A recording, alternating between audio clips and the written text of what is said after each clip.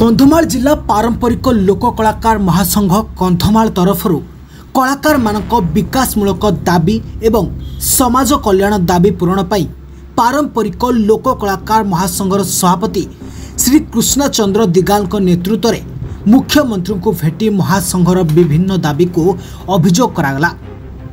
मुख्यमंत्री को अभियोग देवा पाई महासंघ सह संपादक कुना दिगाल, कर्मकर्ता मोहन मुरली दंडिया, गंधर्वी कंवर, अधीश्वर मल्लिक, वीरेन्द्र कंवर, नरेश नायक, मीनाक्षी मल्लिक, सबिता प्रधान, सुशीला दिगाल, पद्मिनी प्रधान, डंबरू मल्लिक, विमला कंवर एहीपरि प्राय जिलार अनेक मेधावी कलाकार वृंद मुख्यमंत्री को साक्षात करी दाबी पूरण पाई एक स्मारक पत्र प्रदान करथिबा देखिबाकु मिलछि।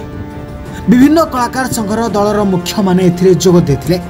ओडिशार 1 लाख कलाकार पाई भत्ता मंजूर करिबा, कलाकार भत्ता वृद्धि करिबा, बीमा सुविधा, कलाकार झील मानक विवाह क्षेत्र में आर्थिक सहायता जोगाइबा, विभिन्न दाबी समूह को कंधमाल कलाकार मान्यवर मुख्यमंत्री श्रीजुक्त मोहन चरण माझी को दाबी पत्र प्रदान करा श्रीजुक्त मोहन चरण माझी को दाबी पत्र प्रदान करा देखिबाकु मिलछि।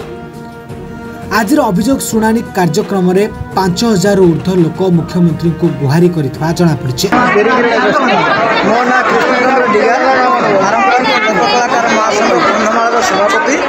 आज आम पाखापाखि 100 जन आसीचु रिभेन्स देवाई मुख्यमंत्री मोहन चरण माझी को।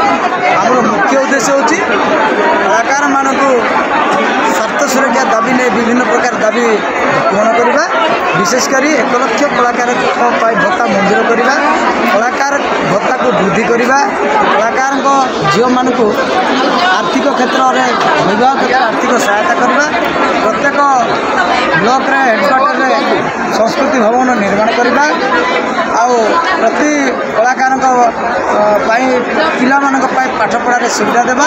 यहीपरि पाखापाखि 22टा दाबी सहित मान्यता एवं मेडिकल आहार केन्द्र खोलिबा एवं जेहू पूर्वपुरुष जो जमी को कलाकार माने चाष कर चाष जमी को प्रदान करवा एवं अन्य कौ जगह कि गोटे दिन भी चाष करना एवं बिक्री उद्देश्य जो मैंने अख्तियार रखिंट से जगह सरकारी रेकर्डभुक्त करके समूह स्वार्थ व्यवहार करा। कंधमाल जिल्लारू कुना दिगाल रिपोर्ट, खबर टुडे।